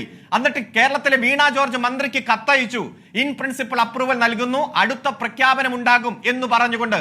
ഇത് സച്ചിൻ ദേവ് MLAയുടെ മണ്ഡലത്തിലാ. ഞാൻ അതിന്റെ വിവരങ്ങൾ ഞാൻ അങ്ങ് അയച്ചു തരാം. എന്നിട്ട് പറയാണ് ഇപ്പൊ സ്ഥലം ഏറ്റെടുത്തിട്ടില്ല. അതിവേഗ പാതയുമായി ബന്ധപ്പെട്ടുകൊണ്ട് 2020 ജൂൺ മാസം 16 തീയതി DPR അങ്ങ് റെയിൽവേ മന്ത്രാലയത്തിന് കൊടുത്തതാ. 6 കൊല്ലമായി അടയിരിക്കുന്നു. ഇതിനിടയിൽ 12 സംസ്ഥാനങ്ങളെ കൂട്ടിയോജിപ്പിക്കുന്ന നിരവധി പദ്ധതികൾക്ക് അനുവാദം കൊടുത്തു. ഇതിനിടയിൽ പല ചോദ്യങ്ങൾ ചോദിച്ചു, മറുപടി കൊടുത്തു, മാറ്റങ്ങൾ നിർദ്ദേശിച്ചു, ആ മാറ്റം അംഗീകരിച്ചു, സംയുക്ത പരിശോധന നടത്തി. എന്തിയെ കേരളത്തിന് മാത്രം ഒന്നും തരില്ല? ചൂരൽമല മുണ്ടക്കൈ ദുരന്തം എന്താ? ഇന്ത്യ കണ്ടിട്ടുള്ള പ്രകൃതി ദുരന്തങ്ങളിൽ ഏറ്റവും വലുത്. 2-3 എടുത്താൽ അതിൽ പെട്ടതല്ലേ? തന്നോ? എത്രയാ തന്നത്? റീല് നിർമ്മിച്ച് പ്രചരിപ്പിച്ചു എന്നല്ലാതെ ഈ കേരളം എന്ന വാക്ക് കേൾക്കുമ്പോ എന്താ ഇത്ര ബുദ്ധിമുട്ട്? ഏത് ഗർഭിണികളായ സ്ത്രീകളെ എയർലിഫ്റ്റിംഗ് നടത്തിയ ആ എയറോപ്ലെയിന് കൊടുക്കേണ്ടി വന്നു നമ്മൾ 250 കോടി രൂപ. അരിയും അതുപോലെ ഗോതമ്പും വിതരണം ചെയ്തപ്പോ അതിന് കൊടുത്തു. എന്താണ് കേരളത്തോട് മാത്രം ഇത്ര അവഗണന? എന്നിട്ടാ പറയുന്നത് വാരിക്കോരി തന്നു. അതുകൊണ്ട് കോൺഗ്രസും BJPയുമാണ് ഒറ്റമുഖം. അവർക്ക് കമ്മ്യൂണിസ്റ്റ് പാർട്ടി നേതൃത്വം കൊടുക്കുന്ന ഗവൺമെന്റ് രാജ്യത്ത് പാടില്ല. അത് തകർക്കുക എന്നതിന് അവർ ഒരുമിച്ച് ചേർന്ന് തോളത്ത് കൈയിട്ട് പ്രചരണം നടത്തുന്നു. അതിനെ കൃത്യമായി തന്നെ ഞങ്ങൾ നേരിടും. മൂന്നാമത് സഖാവ് പിണറായി വിജയൻ. കെ സരൺകുമാർ CPM പ്രതിനിധി, കോൺഗ്രസ് പ്രതിനിധി സന്ദീപ് വാര്യർ, AK അനുരാജ് വലത് നിരീക്ഷകൻ എന്നിവരാണ് നമുക്കൊപ്പം ചർച്ചയിൽ. സന്ദീപ് വാര്യരിലേക്ക്. സന്ദീപ് വാര്യർ, ഈ സ്വർണ്ണക്കൊള്ള വിഷയം ഈ തെരഞ്ഞെടുപ്പിൽ നിങ്ങളൊരു പ്രധാന വിഷയമായി കൊണ്ടുവരാൻ ആഗ്രഹിക്കുന്നു. പക്ഷേ മുഖ്യമന്ത്രി ഇപ്പോൾ സോണിയാഗാന്ധിയും പോറ്റിയും തന്നെ നിൽക്കുന്ന ചിത്രം തന്നെ ഉയർത്തിക്കാട്ടിക്കൊണ്ട് പ്രതിരോധത്തിനിറങ്ങുന്നു. ഇന്ന് KC വേണുഗോപാലിനെ ഉന്നം വെച്ചുകൊണ്ടാണ് മുഖ്യമന്ത്രി വരുന്നത്.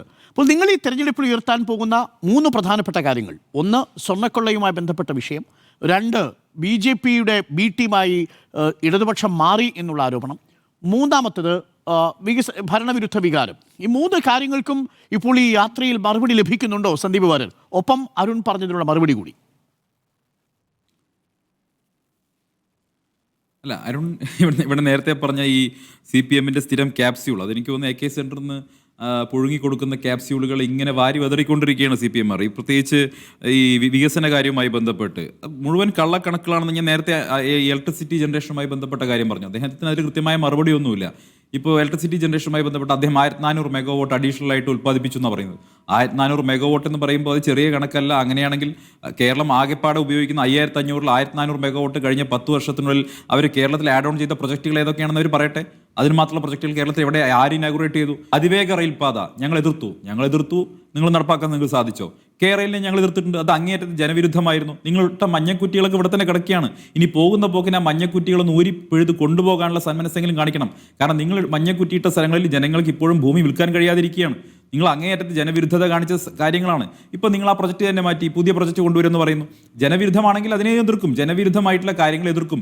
ഞങ്ങൾ വികസനത്തിനെതിരല്ല. നിങ്ങൾ ഇടതുപക്ഷം എല്ലാ കാലത്തും വികസനത്തിന് അങ്ങേയറ്റം എതിർ നിൽക്കുന്നത് പോലെയല്ല ഞങ്ങൾ. ഇപ്പം നിങ്ങൾ പവർ ജനറേഷനെ കുറിച്ച് പറയുമ്പോൾ നിങ്ങൾ ഇന്തോ ന്യൂക്ലിയർ സിവിൽ ഡീലിന്റെ പേരിൽ മൻമോഹൻ സിംഗ് സർക്കാരിനെ വലിച്ച് താഴെയിടാൻ വേണ്ടിയിട്ട് BJPയുമായി കൈകോർത്തവരല്ലേ? ഓർമ്മയില്ലേ ആ കാലം? ഇന്ന് അതിന്റെ ഗുണഫലം ആരാ അനുഭവിക്കുന്നത്? ഇത് ഈ രാജ്യം അനുഭവിക്കുകയാണ്. ആ സിവിൽ ന്യൂക്ലിയർ ഡീലിന്റെ ഗുണഫലം ഇന്ന് രാജ്യം അനുഭവിക്കുന്നുണ്ട്. അത് മറന്നുകൊണ്ട് സംസാരിക്കരുത്. രാജ്യത്തിന് പുരോഗതി ഉണ്ടാകുന്ന ഓരോ സന്ദർഭങ്ങളിലും അതിനെ ഇല്ലാതാക്കാനും അതിന്റെ കടക്കൽ കത്തിവെക്കാനും ശ്രമിച്ചവരാണ് ഇടതുപക്ഷം. അത് ഇവിടുന്ന് തിരുവനന്തപുരത്ത് നിന്ന് നമ്മുടെ കൂടംകുളത്തേക്ക് മാർച്ച് നടത്താൻ പോയത് ആരാണ്? ഓർമ്മയുണ്ടോ? അന്ന് K മുരളീധരന്റെ വിഖ്യാതമായിട്ടുള്ള ഒരു പരാമർശം അരുൺകുമാറിന് ഓർമ്മയുണ്ടാകും. അന്ന് അന്തരിച്ച മുൻ മുഖ്യമന്ത്രി VS അച്യുതാനന്ദൻ, അദ്ദേഹം അന്ന് പ്രതിപക്ഷ നേതാവായിരുന്നു എൻ്റെ ഓർമ്മ. അദ്ദേഹം കൂടംകുളത്തേക്ക് ഒരു മാർച്ച് നടത്താൻ തീരുമാനിച്ചു, അവിടുത്തെ സമരം ചെയ്യുന്നവർക്ക് ഐക്യദാർഢ്യം പ്രഖ്യാപിച്ചുകൊണ്ട്. അപ്പോൾ ഇവിടുന്ന് അന്ന് ഉമ്മൻചാണ്ടി സർക്കാർ അഭ്യർത്ഥിച്ചു അങ്ങോട്ട് പോകരുതെന്ന് പറഞ്ഞു. അപ്പോൾ അദ്ദേഹം കേൾക്കാൻ തയ്യാറായില്ല. കേരളത്തിലെ DGP അഭ്യർത്ഥിച്ചു അങ്ങോട്ട് പോകരുത്, അവിടെ ഒരു ലോ ആൻഡ് ഓർഡർ ഇഷ്യൂ ഉണ്ടാക്കരുതെന്ന് പറഞ്ഞു. അദ്ദേഹം കേൾക്കാൻ തയ്യാറായില്ല. അദ്ദേഹം ഇവിടുന്ന് യാത്രയായി പോയി തിരുവനന്തപുരത്ത് പോയി. അവസാനം കേരളത്തിന്റെ അതിർത്തി എത്തിയ സമയത്ത് കളിയിക്കാവളയിലെ തമിഴ്നാട് SI വന്നിട്ട് ഇനി അങ്ങോട്ട് പോകാൻ പറ്റില്ല എന്ന് പറഞ്ഞപ്പോൾ VS തിരിച്ചു പോന്നു. അതായത് കേരളത്തിന്റെ DGP പോകരുത് എന്ന് പറഞ്ഞപ്പോൾ കേൾക്കാതെ എന്ന VS കളിയിക്കാവളയിലെ തമിഴ്നാട്ടിലെ SI വന്ന് പറഞ്ഞപ്പോൾ തിരിച്ചു പോന്നു. ഇതായിരുന്നു ഇവരുടെ സമരം. ഇതെല്ലാം ഞാൻ VSനെ ഇതാക്കിക്കൊണ്ട് പറയല്ല, അന്ന് ഉണ്ടായിട്ടുള്ള അന്ന് K മുരളീധരന്റെ ഈ പരാമർശം വ്യാപകമായി ചർച്ച ചെയ്യപ്പെട്ടൊരു കാര്യമാണ്. ഞാൻ പറഞ്ഞു വരുന്നത് ഈ രാജ്യത്തുണ്ടാകുന്ന എല്ലാ വികസന പ്രവർത്തനങ്ങളോടും അങ്ങേയറ്റം പ്രതിലോമകരമായിട്ടുള്ള നിലപാട് സ്വീകരിച്ചിട്ടുള്ളവരാണ് CPMകാർ. ഞങ്ങൾ ജനവിരുദ്ധമായി നിങ്ങൾ നടപ്പാക്കാൻ ശ്രമിച്ച കേരളിനെ എതിർത്തിട്ടുണ്ട്. അതിനെ എതിർത്ത് ഞങ്ങൾ പരാജയപ്പെടുത്തി. നിങ്ങൾക്ക് തുടങ്ങാൻ സാധിച്ചില്ല. നിങ്ങൾ ഈ രാജ്യത്ത് എന്തിനൊക്കെയാണ് എതിർത്ത്? നെടുമ്പാശ്ശേരി എയർപോർട്ട് വരുമ്പോൾ എൻ്റെ മൃതദേഹത്തിനുള്ളിലൂടെ മാത്രമേ ഇവിടുന്ന് ഫ്ലൈറ്റ് പോകുമെന്ന് പ്രഖ്യാപിച്ച നേതാക്കന്മാർ നിങ്ങൾക്കുണ്ടായിരുന്നു. പിന്നീട് അവർ തന്നെ നെടുമ്പാശ്ശേരി എയർപോർട്ടിന്റെ ഭരണസമിതിയിൽ ഉന്നത അധികാര സ്ഥാനങ്ങളിരുന്നു.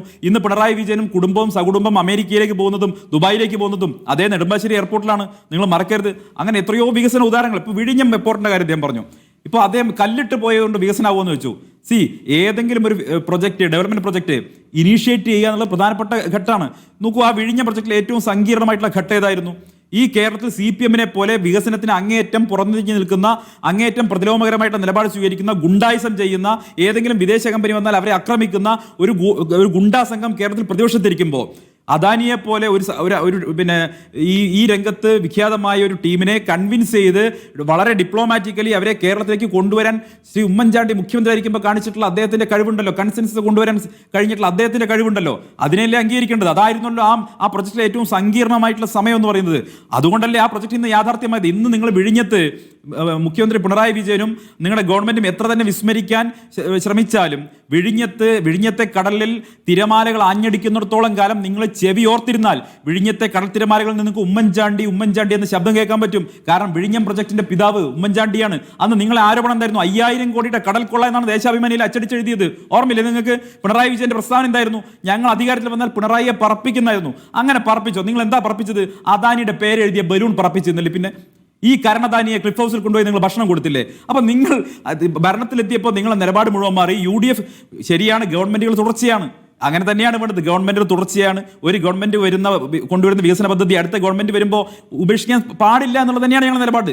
ഗവൺമെന്റ് തുടർച്ചയാണ്. പക്ഷേ ഈ പറയുന്നതൊന്നും പ്രവൃത്തി വേറൊന്നും എന്നുള്ളത് ശരിയല്ല. നിങ്ങൾ അന്നത്തെ കാലത്ത് എല്ലാ വികസന പദ്ധതികളെയും എതിർത്തവരും UDF കൊണ്ടുവന്ന എല്ലാ പദ്ധതികൾക്കും പാരവയ്ക്കാൻ ശ്രമിച്ചവരാണ്. ഞങ്ങൾ പ്രതിപക്ഷം എന്ന നിലയ്ക്ക് ഉത്തരവാദിത്തോടുകൂടി സഹകരിക്കാൻ ശ്രമിച്ചിട്ടുള്ളവരാണ്. കേരളത്തിൽ വികസനം വന്നവരാണ്. ഞാൻ ചോദിക്കട്ടെ, അദാനിയെ ഉമ്മൻചാണ്ടി കൊണ്ടുവന്ന പോലെ ഫോൺ സഹകരിക്കാൻ ശ്രമിച്ചോ? പബ്ലിസിറ്റി ഇൻട്രസ്റ്റ് ലിറ്റിഗേഷൻ എന്ന് പറഞ്ഞ് ഫോണിന്റെ കാര്യത്തിൽ, ക്യാമറയുടെ കാര്യത്തിൽ കോടതിയിൽ നിന്ന് പ്രഹരം ഏറ്റുവാങ്ങിയില്ലേ?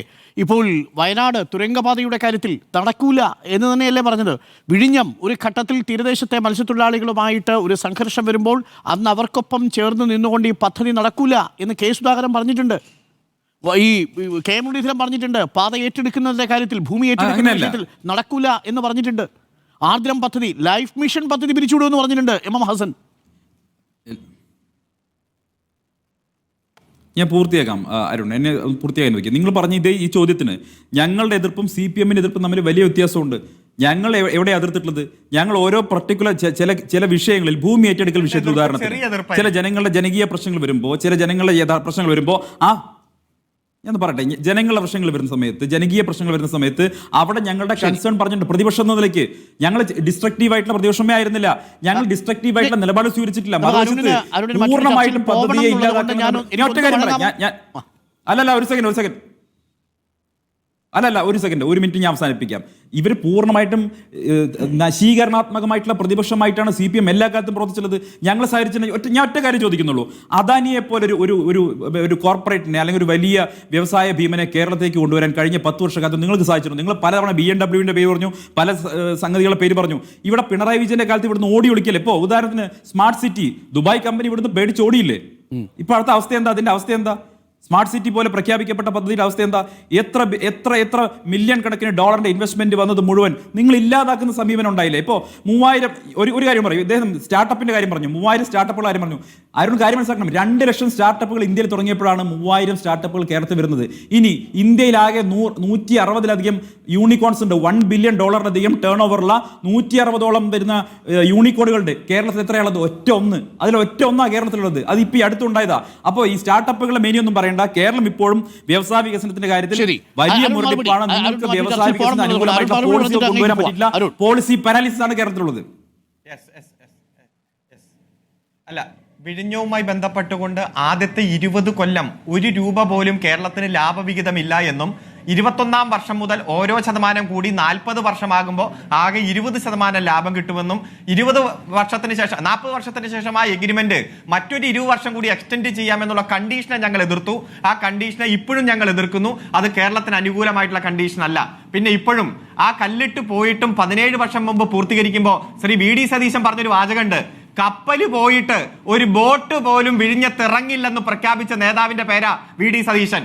അവിടെ വലിയ തരത്തിൽ ക്രെയിൻ വരുമ്പോൾ ഉദ്ഘാടന മഹാമഹത്തിന് ഞാൻ പോകില്ലെന്ന് 6 മാസം മുമ്പ് പറഞ്ഞ് ബഹിഷ്കരിച്ച ആളാണ് VD സതീശൻ.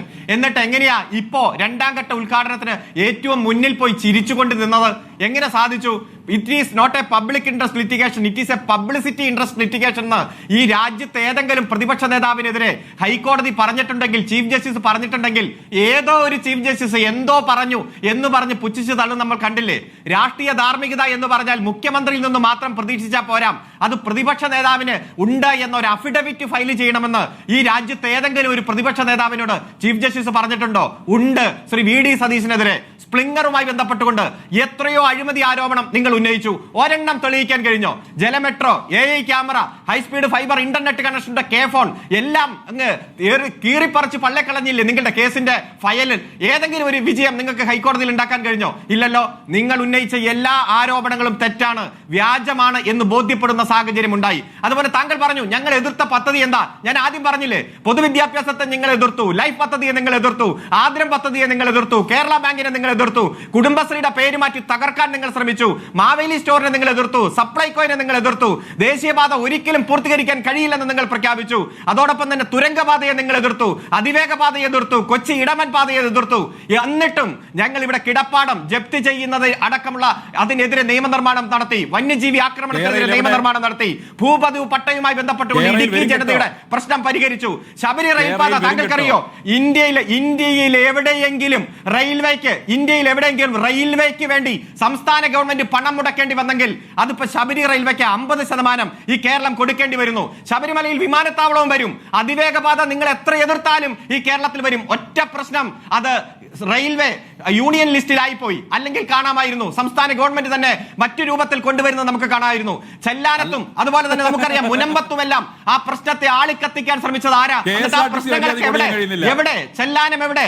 അതുപോലെ തന്നെ മുനമ്പം എവിടെ പോയി? മുനമ്പം KSRTC ഒരു ദിവസം 13 കോടി രൂപ ലാഭത്തിലായി മാറി.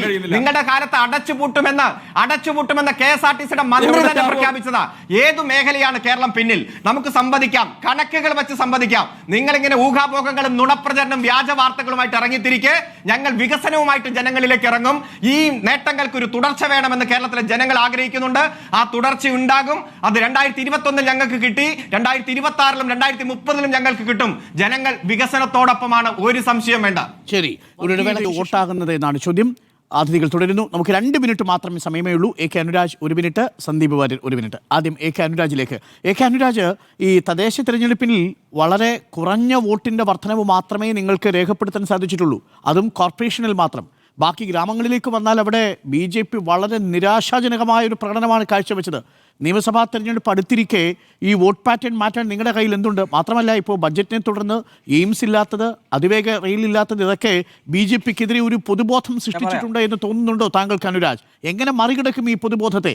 സ്വർണ്ണക്കൊള്ള വിഷയമൊക്കെ ആഞ്ഞടിക്കുമെന്നാണ് പറഞ്ഞിരിക്കുന്നത്. അകത്ത് കിടക്കുന്ന തന്ത്രിയുടെ അളിയൻ BJPയുടെ നേതാവാണ്. അല്ല, അത് ഞാൻ പറഞ്ഞില്ലേ, ഇതൊക്കെ BJPക്ക് എതിരെ നിൽക്കുന്ന രാഷ്ട്രീയ പാർട്ടികളുടെ വാദങ്ങളും ചോദ്യങ്ങളാണ് ചോദിക്കുന്നത്. ആ ചോദ്യത്തിന് മറുപടി പറയാം. അതായത് ഇപ്പോൾ 45 വർഷം തുടർച്ചയായിട്ട് ഇടതുപക്ഷം ഭരിച്ചിരുന്ന തിരുവനന്തപുരം കോർപ്പറേഷൻ തൊട്ട് കഴിഞ്ഞ 45 വർഷമായിട്ട് ഭരിക്കുന്ന ഏറ്റവും വടക്കേറ്റത്ത് BJP ഭരിക്കുന്ന മധൂർ പഞ്ചായത്ത് ഇപ്പോഴും ഭരിക്കുന്നത് BJP-ആണ്. തൃശ്ശൂരിൽ ലോക്സഭാ സീറ്റ് ജയിച്ചിട്ടുണ്ട്. നിയമസഭാ തെരഞ്ഞെടുപ്പിൽ കഴിഞ്ഞ തെരഞ്ഞെടുപ്പിൽ നമുക്കറിയാം വലിയ മാറ്റങ്ങൾ ഉണ്ടായിട്ടുണ്ട്. അപ്പോൾ ഈ രീതിയിൽ വളരെ അനുകൂലമായ സാഹചര്യമാണ് BJPക്കുള്ളത്.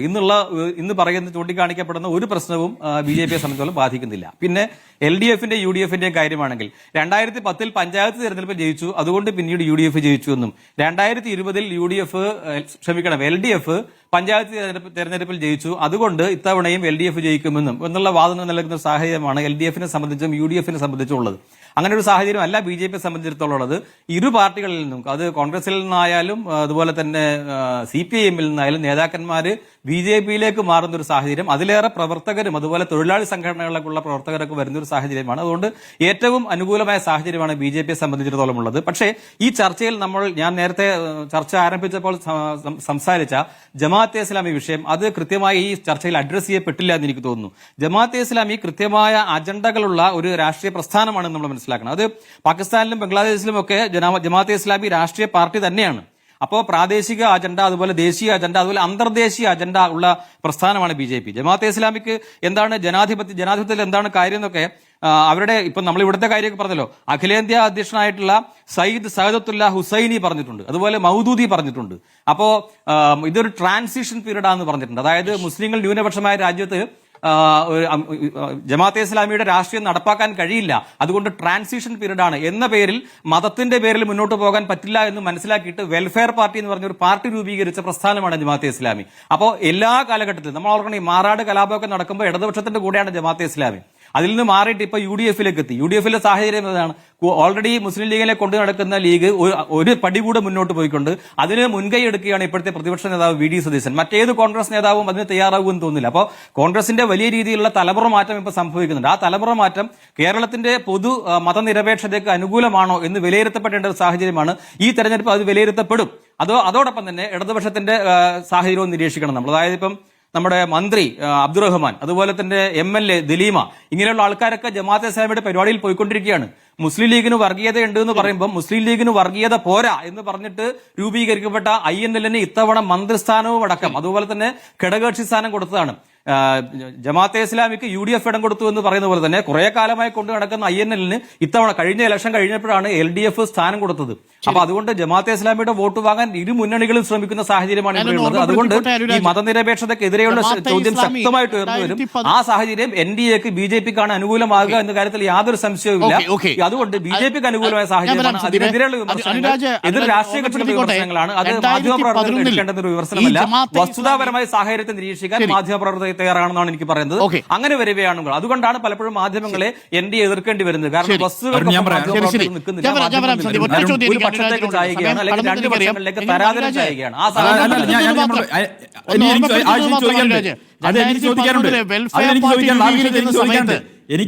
വെൽഫെയർ പാർട്ടി രൂപീകരിക്കുന്ന സമയത്ത് അന്ന് അതിൽ പങ്കെടുത്ത ഏക രാഷ്ട്രീയ കക്ഷിയുടെ പ്രതിനിധിയുടെ പേര് ജെയിൻ എന്നായിരുന്നു. മുഴുവൻ പേര് ഡോക്ടർ JK ജെയിൻ. BJP ദേശീയ ന്യൂനപക്ഷ മോർച്ചയുടെ അന്നത്തെ അധ്യക്ഷനാണ് ജമാഅത്തെ ഇസ്ലാമിയുടെ വെൽഫെയർ പാർട്ടിയുടെ രൂപീകരണ വേളയിൽ അന്നത്തെ ചടങ്ങിൽ പങ്കെടുത്തത്. ഇതൊന്നും BJP-ക്ക് അറിയാത്തതൊന്നും അല്ലല്ലോ അല്ലേ അനുരാജ്?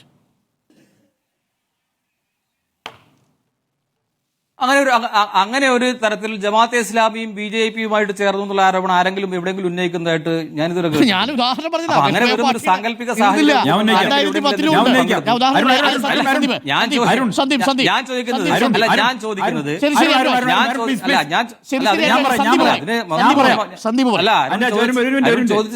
അല്ല മറുപടി ഞാൻ വ്യക്തമായിട്ട് പറയട്ടെ. നമ്മൾ ഇന്നത്തെ സാഹചര്യത്തിൽ സാമൂഹ്യ മാധ്യമ കാലത്ത് വിശ്വസിക്കാൻ പറ്റാത്തതുമായിട്ടുള്ള പല ചേരുവകളും കൊണ്ടുവരുന്ന ഒരു കാലമാണ്. ആ കാലഘട്ടത്തിൽ ഇത്തരത്തിലൊരു ചോദ്യം അരുൺ ഉന്നയിക്കുമ്പോൾ അതിന്റെ ഉത്തരവാദിത്വം അരുൺ തന്നെ ഏറ്റെടുക്കണം എന്നാണ് അഭിപ്രായം. അതിന്റെ കൃത്യമായിട്ടുള്ള കാര്യങ്ങൾ പറഞ്ഞാൽ അത് പരിശോധിച്ച് മറുപടി പറയാൻ പറ്റും.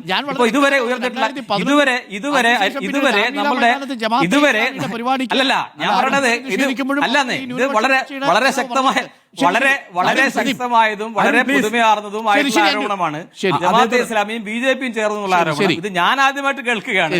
നമുക്കൊരു ടെലിവിഷൻ ചാനൽ ചർച്ചയ്ക്ക് വരുമ്പോൾ അതിനകത്ത് മിനിമം ലോജിക്കുള്ള കാര്യങ്ങൾ നമുക്ക് ചർച്ചയ്ക്ക് വരുന്നതാണ് പ്രതീക്ഷിക്കാൻ പറ്റുക. അതിനുള്ള ഉത്തരങ്ങളും കാര്യങ്ങളും നമുക്ക് മറുപടി പറയാൻ പറ്റുകയുള്ളൂ. അതിൽ എന്റെ വിദൂരമായ ഒരു കാര്യമാണ് ഏത് കാര്യവും ഞാൻ പറഞ്ഞ ഏത് രാഷ്ട്രീയ പാർട്ടികളുടെയും ഏത് സംഘടനകളുടെയും ബന്ധുക്കളെ ചർച്ച ചെയ്യേണ്ടതിനാണ്. അതിൽ സംശയമൊന്നുമില്ല. അതിൽ വിലയിരുത്തപ്പെടേണ്ടതുമാണ്. ഏതായാലും ഇനി അങ്ങനെ ഉണ്ടായിട്ടുണ്ടെങ്കിൽ പോലും അത്തരം കാര്യങ്ങൾ മുന്നോട്ട് കൊണ്ടുപോയതായിട്ട് നമ്മുടെ രാഷ്ട്രീയ സാഹചര്യത്തിലില്ല. അത് സംസ്ഥാന രാഷ്ട്രീയത്തിലുമില്ല, ദേശീയ രാഷ്ട്രീയത്തിലുമില്ല. ഞാൻ പറയുന്നത് നമ്മുടെ ദേശീയ രാഷ്ട്രീയത്തിലും എന്ന് മാത്രമല്ല ജമാഅത്തെ ഇസ്ലാമിക്കെതിരെ വെൽഫെയർ പാർട്ടിക്കെതിരെ ആത്മാർത്ഥമായ നിലപാടെടുത്ത പാർട്ടി ഉണ്ടെങ്കിൽ അന്നും ഇന്നും എന്നും BJP തന്നെ ഉള്ളൂ.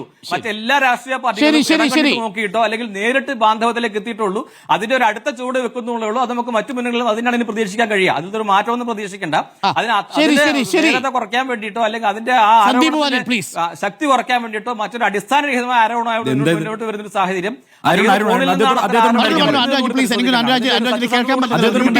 അനുരാജിനെ മ്യൂട്ട് ചെയ്യേണ്ടി വരും പ്ലീസ്. സന്ദീപ് അല്ല അരുൺരാജ് കേൾക്കണം. അരുൺരാജ് ചോദ്യമായിട്ട് ചോദിക്കാൻ പോവുകയാണ്. ഈ അദ്ദേഹം കേൾക്കുന്നുണ്ടെന്ന് ഞാൻ പ്രതീക്ഷിക്കുകയാണ്. അദ്ദേഹത്തോട് ചോദ്യമായിട്ട് ഞാൻ ചോദിക്കാൻ പോവുകയാണ്.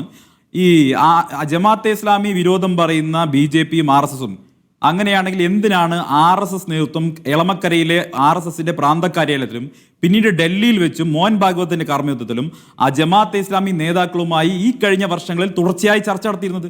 ജമാഅത്തെ ഇസ്ലാമി നിങ്ങൾക്ക് യോജിക്കാൻ കഴിയാത്ത തീവ്രവാദ രാജ്യവിരുദ്ധ സംഘടനയാണെങ്കിൽ RSS-ഉം ജമാഅത്തെ ഇസ്ലാമിയും ഈ കഴിഞ്ഞ വർഷങ്ങളിൽ എത്ര തവണ ചർച്ച നടത്തി, എത്ര തവണ ഒരുമിച്ചിരുന്നു, എത്ര തവണ സൗഹൃദം പങ്കിട്ടു? അപ്പൊ ഇതെല്ലാം മറച്ചു വെച്ചുകൊണ്ടാണ് സംസാരിക്കും. ഇനി അദ്ദേഹം മുസ്ലിം ലീഗുമായിട്ട് ബന്ധപ്പെട്ട് പറഞ്ഞു, ജിന്നയുടെ മുസ്ലിം ലീഗുമായിട്ട് അന്ന് ഈ പിന്നെ ഇപ്പൊ BJP-യുടെ സ്ഥാപക നേതാവ് ശ്യാംപ്രസാദ് മുഖർജി ഇതേ ജിന്നയുടെ മുസ്ലിം ലീഗിന്റെ ഉള്ള മന്ത്രിസഭയിൽ അംഗമായിരുന്നില്ലേ? ഈ അല്ല ഞാൻ പറയട്ടെ, ജിന്നയുടെ മുസ്ലിം ലീഗ് ഞാൻ പറയട്ടെ, ജിന്നയുടെ മുസ്ലിം ലീഗ് ഇപ്പോഴത്തെ ഇന്ത്യൻ യൂണിയൻ മുസ്ലിം ലീഗ് അല്ല, ജിന്നയുടെ മുസ്ലിം ലീഗ് പാകിസ്ഥാൻ ബാധ ഉന്നയിക്കുന്ന കാലത്ത് ഹിന്ദു മഹാസഭ ശ്യാം പ്രസാദ് മുഖർജി അടക്കമുള്ളവർ ആരുടെ കൂടെയായിരുന്നു? മുസ്ലിം ലീഗിന്റെ കൂടെ ആയിരുന്നില്ലേ? അത് മറന്നുകൊണ്ടാണോ നിങ്ങൾ സംസാരിക്കുന്നത്? ഇനി ഏതൊക്കെ തീവ്രവാദ സംഘടനകളുമായിട്ട് സഖ്യം ചേർന്നിരിക്കുന്നു? മണിപ്പൂരിൽ ITBLP എന്ന് പറയുന്ന സംഘടനയുമായിട്ട്, അതുപോലെ തന്നെ കാശ്മീരിലെ സംഘടനകളുമായിട്ട്, കാശ്മീരിലെ സജ്ജാദ് ലോൺ ഉൾപ്പെടെയുള്ളവരുമായിട്ട് ഒക്കെ സഖ്യം ചേർന്നവര്, PDP-യുമായി സഖ്യം ചേർന്നവര്, എന്നിട്ട് ഇവിടെ ഇരുന്നിട്ട് വലിയ വർഗീയ വിരുദ്ധത പറയാണ്. വാസ്തവത്തിൽ BJP-യുടെയും RSS-ന്റെയും ഒക്കെ ഈ പറയുന്ന ജമാഅത്തെ ഇസ്ലാമി വിരുദ്ധതയുണ്ടല്ലോ, വാസവദത്തയുടെ ചാരിത്ര പ്രസംഗമാണ്, വേശ്യയുടെ ചാരിത്ര പ്രസംഗമാണ്, അതിലപ്പുറമൊന്നും പറയില്ല. ഓക്കെ, അനുരാജ്, എനിക്ക് സമയത്തിന് പരിമിതി ഉള്ളത് കൊണ്ടാണ് താങ്കൾക്ക് പറയണമെങ്കിൽ 30 സെക്കൻഡിൽ അവസാനിപ്പിക്കാമെങ്കിൽ മാത്രമേ എനിക്ക് വഴങ്ങാൻ കഴിയൂ. 30 seconds. പറയണം. അതായത് രാഷ്ട്രീയ സ്വയം സേവക സംഘം പല സംഘടനകളുമായിട്ട് ചർച്ച നടത്തിയിട്ടുണ്ട്. അതിൽ ഇത്തരം സംഘടനകളെല്ലാം ഉണ്ട്. അത്തരം സംഘടനകളുമായിട്ട് സംവദിക്കുക എന്നുള്ളത്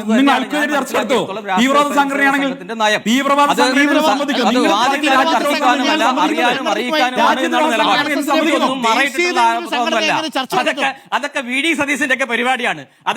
സതീശന്റെ ഒക്കെ പരിപാടിയാണ്. ചില പരിപാടികളിൽ പോവുക, അല്ലെങ്കിൽ സാമുദായിക നേതാക്കന്മാരെ കാണാൻ പോവുക. എന്നിട്ട് ഞാൻ പോയിട്ടില്ല, കണ്ടിട്ടില്ല, ഞങ്ങൾ പറയുന്നത് കോൺഗ്രസ് രീതിയാണ്. ആ രീതി സന്ദീപ് വാര്യർക്ക് കോൺഗ്രസ് എന്താണെന്ന് മനസ്സിലായിട്ടില്ല. Thank you advocate K S Arunkumar ചർച്ചയിൽ ചേർന്നതിന്. ഇനി